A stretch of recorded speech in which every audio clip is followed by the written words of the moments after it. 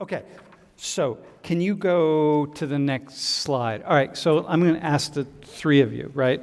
So who do the police represent? Who wants to start? Who do they represent? I would say the communities that they're protecting, everybody in the community. Everybody in the community. So, okay, can you say more when you say everybody? What do you? Just anybody from anywhere. It doesn't matter who you are, what gender, what race, whatever you are. You're always supposed to be protected by the people by the police protecting you. They're supposed to protect you.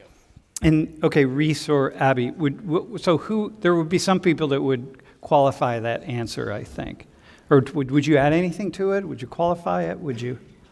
I mean, ideally, the police are there to protect and serve everybody, but I feel like everybody doesn't feel like the police are there to protect and serve them. And what do you think about Abby, would you agree with that? Yeah, I would agree with that statement. And when Reese says everybody doesn't feel like the police are there to protect and serve them, can you say something about, are their feelings legitimate? Like, you know what I mean? Like, to what degree are their thoughts or feelings legitimate? I feel like everyone's thoughts and feelings, like regardless of your experience, whether you have good or bad experiences, they're always valid. They're not always valid, actually. I mean, they should be taken into consideration. No, listen, though. No, let me be really clear here. Let me start right here. If I say, hey, y'all, I know, fraternities, did you hear about that fraternity down on what they did last weekend and what happened at that fraternity? You know what? Frat guys, they suck, man. Frat guys are just assholes, right? Because you saw what happened, and it happened a year ago, and it's or 2 weeks ago, and frat guys are assholes. You would call me out on that, right? You'd say, dude, come on, man. You can't say all frat guys are assholes, right?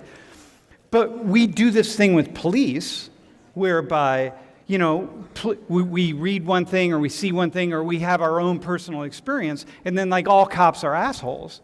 And so that might be your feelings, but that doesn't mean they're legitimate. Because come on, man, you can't say that. I can't say that about frat guys.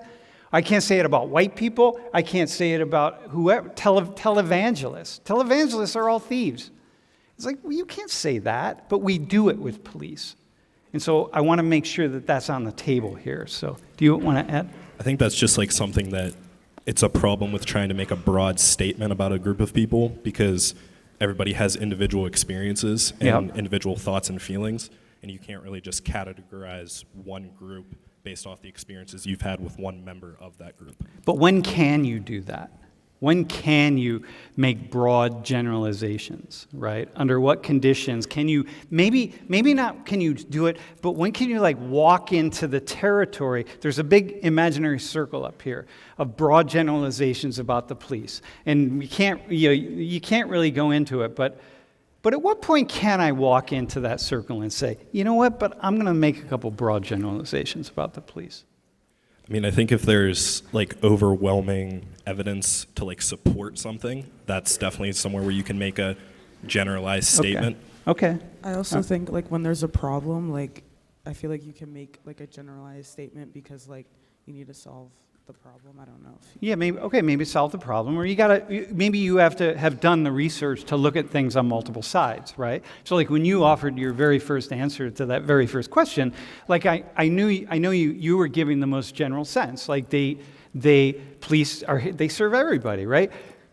But Reese put that one key word in there that changed everything that you left out, which I don't think you would leave out, but ideally. When you put ideally in there, it's okay, now we're in a different territory. So, so the police represent. Let me just make a couple comments about representation in the police, okay? So I'm just going to now speak to the class. Can you go to the next slide? So I don't think that, here's the concentration of wealth in the United States. And, the richest 10%. So if you all were the U.S., this is the nation that is the United States. We could take the 10% of you that are the wealthiest. Let's say it's this group right down here on the bottom. And you're just the wealthiest of everybody in this room. You are the ones who have the most wealth, or the families, 10% of families, right? That's what we're talking about. you would control 76% of all of the wealth that is controlled by this entire room, by the entire nation, right? 76%, 10% of the people. The middle 40% controls another 22%, which would mean the poorest 50% of the people in this room. You only control, so 50% of the families in the U.S. only control 1% of the wealth. Now, think about how unequal that system is. And think about how, in order to maintain that, like how would it be for you all if that's how it worked in here? And how much money you had determined what kind of grade you got in Social 19. And how you were treated in Social 19. And think about, in order for that to sustain itself, and for those of you who are in the bottom 50%, or even in the bottom 25%, even more so, we got to have some control here. Because to have this much inequality, you got to be able to control the people who have less power. Well, enter an entire legal system, an entire criminal justice system, which is put into place on top of gross inequalities like this. So when you think about the police, the job of the police is ideally to protect everybody. And it really is. It's not just ideally, right? If you're poor and your neighbor steals your lawnmower, you're poor and you live outside of State College in a trailer and maybe a double wide, and you're really poor, but your neighbor steals your lawnmower, you call the police. The police are going to come. And they're going to, you say, there's my lawnmower over there. They're going to get your lawnmower back and they're going to arrest the person, right? I mean, it doesn't matter if you're poor or you're rich. You're going to have some kind of response. If you're rich, you're going to have the benefit of maybe of more response in some way, right? Like you have better lawyers, better this, better that. Maybe the police are more responsive in certain situations, but nonetheless, right? So they're there. But at the same time, what kind of criminal justice system do we have that is built on top of this kind of inequality? So you got to ask yourself that question. Wait, who are the police? Who are the courts? Who are the judges? The prisons, the jails? Don't you think they're probably set up that they probably benefit the people on the top more than they treat people on the top differently than people on the bottom? That's a no-brainer to me. That might sound like a real left, neo-Marxist, radical idea, but it's really not very radical. And it's just kind of a given. That's like saying, we're all breathing oxygen right now. That's just a given. Okay? All right, so go to the next slide. So when I see cops like this, I'm like, yeah.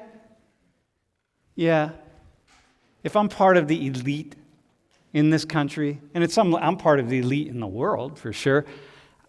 Yeah, these guys, they're probably more likely to be protecting the haves than the have-nots in most situations, right? They're going to protect the poor. They're going to protect black people. They're going to protect brown people. They're going to protect people in poor communities also. But man, I look at that inequality, I'm like, you got to hold that in place with force at some level. So it's like, okay.